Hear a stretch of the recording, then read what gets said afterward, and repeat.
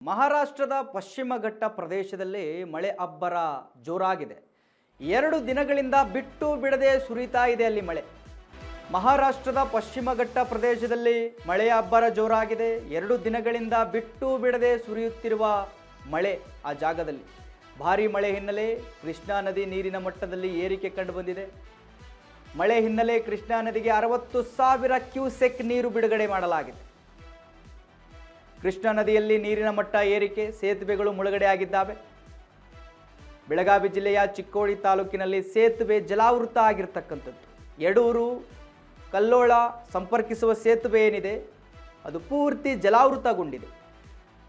ಸೇತುವೆ ಮುಳುಗಡೆಯಿಂದ ವಾಹನ ಸಂಚಾರಕ್ಕೆ ತೊಂದರೆ ಉಂಟಾಗಿದೆ. ಎಸ್ ವೀಕ್ಷಕರೇ, ಮಹಾರಾಷ್ಟ್ರದ ಪಶ್ಚಿಮ ಘಟ್ಟ ಪ್ರದೇಶದಲ್ಲಿ ಮಳೆ ಅಬ್ಬರ ಜೋರಾಗಿದೆ. ಕಳೆದ 2 ದಿನಗಳಿಂದ ಬಿಟ್ಟು ಬಿಡದೆ ಮಳೆ ಸುರಿತಾನೇ ಇದೆ. ಮಳೆಯಿಂದಾಗಿ ಈ ಕೃಷ್ಣಾ ನದಿ ಏನಿದೆ, ಕೃಷ್ಣಾ ನದಿಯ ನೀರಿನ ಮಟ್ಟ ಹೆಚ್ಚಾಗಿದೆ. 60,000 ಕ್ಯೂಸೆಕ್ ನೀರನ್ನು ಬಿಡುಗಡೆ ಮಾಡಲಾಗಿದೆ ಕೃಷ್ಣಾ ನದಿಗೆ.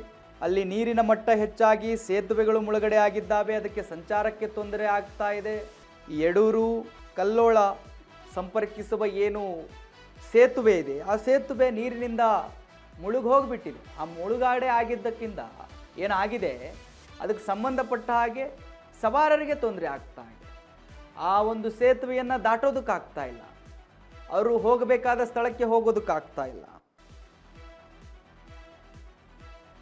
ದೃಶ್ಯದಲ್ಲಿ ಗಮನಿಸ್ತಾ ಇದ್ದೀರಿ ಯಾವ ರೀತಿಯ ನೀರು ಹರಿತಾ ಇದೆ ಅಂತ ಹೇಳಿ ಮಳೆಯಿಂದಾಗಿ. ಮಳೆಯಿಂದ ಕೆಲವು ಕಡೆ ರೈತರು ಅಥವಾ ಕೆಲವು ಪ್ರದೇಶಗಳಲ್ಲಿ ಮಳೆಯೇನಾಗಿಲ್ಲ, ಎಲ್ಲ ಕಡೆ ಆಗ್ತಾ ಇರೋದು ಬಹಳ ಒಳ್ಳೆಯದು.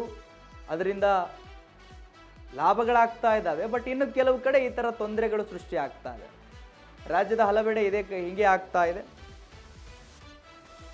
ಕೆಲವರಿಗೆ ಮಳೆಯಿಂದ ಖುಷಿಯಾಗಿದ್ದರೆ, ಇನ್ನು ಕೆಲವರು ಮಳೆಯಿಂದ ಆಗ್ತಾ ಇರತಕ್ಕಂಥ ಅವಾಂತರಗಳನ್ನು ತಾಳಲಿಕ್ಕಾಗದೆ ಸಂಚಾರವನ್ನು ಸುಗಮವಾಗಿ ಸಂಚರಿಸೋದಕ್ಕಾಗದೆ ತೊಂದರೆಗೆ ಒಳಗಾಗ್ತಾ ಇದೆ.